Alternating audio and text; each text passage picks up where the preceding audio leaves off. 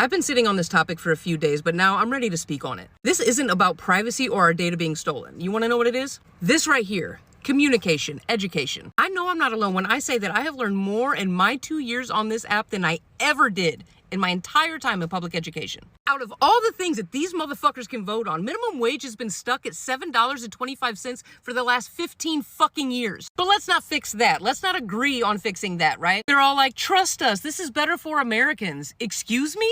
Are you talking about the Americans that better not break a bone and need surgery because it will put you in crippling amounts of debt? The same Americans that if they get cancer, it will put them hundreds of thousands of dollars in debt just to try to save their lives? Homelessness is at an all-time high. Education system is shit. Women are losing their reproductive rights. Our government is literally trying to tell women what they can and cannot do with their own bodies. Rent through the roof. It's about data and privacy. They don't give a shit about that because if they did, they would be trying to ban a lot more things than just TikTok. I could be having a conversation about how bad Q-tips are to put in your ears. And then minutes later, I will have suggestions on my Facebook on better ways to get earwax out of your ears. AT&T, T-Mobile were caught buying and selling our information. Fucking Temu was caught stealing people's shit, but did they get banned? Did they get shut down? No, they advertised multiple times during the fucking Super Bowl. Meta has been caught buying and selling our info. You want to know what else they've done? Spent $20 million lobbying Congress, our representatives, to ban TikTok. The people working for us are fucking bought and paid for. Speaking of bought and paid for, let's talk about that hypocritical son of a bitch, Jeff Jackson. So many people saying how disappointed they are in his decisions, and I get it. People get super hopeful when we see a politician who appears to want to help we, the people. He is a politician. The only people that they want to help are themselves. And he is a perfect example. Here's a little quote from Jeffy. What other social media companies don't have is an adversarial government that can influence the algorithm to manipulate the content you're shown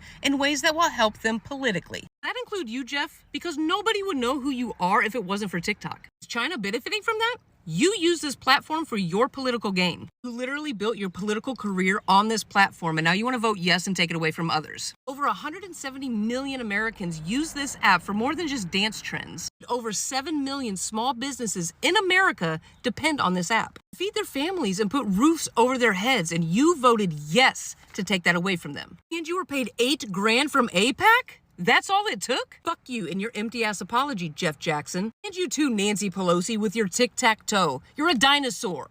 A literal fossil. Retire already. Their jobs are to divide us. This app makes their job much harder because they can't just lie to us anymore and we just sit back and take their word for it. We see them lying to us in real time. The war crimes being committed, we are seeing in real time. Fucking Marjorie Taylor Greene voted no because it goes against our First Amendment rights to freedom of expression. I don't know about any of you, but I never thought that I would agree with that woman. But here we are. If this passes in the Senate and gets to Biden's desk and he signs it, he might as well gift wrap and hand on over that presidency. Government does not have our best interests at heart. If they did, they would vote and agree on things that would actually be beneficial to us, we the people. Banning TikTok will not benefit any of us at all. If anything, it could potentially ruin millions of people's lives who have worked so hard to get where they are right now. Our lives should never be in the government's hands. Small businesses should never be in the government's hands. And our rights should never be in the government's hands. Only people who will benefit from banning TikTok are the politicians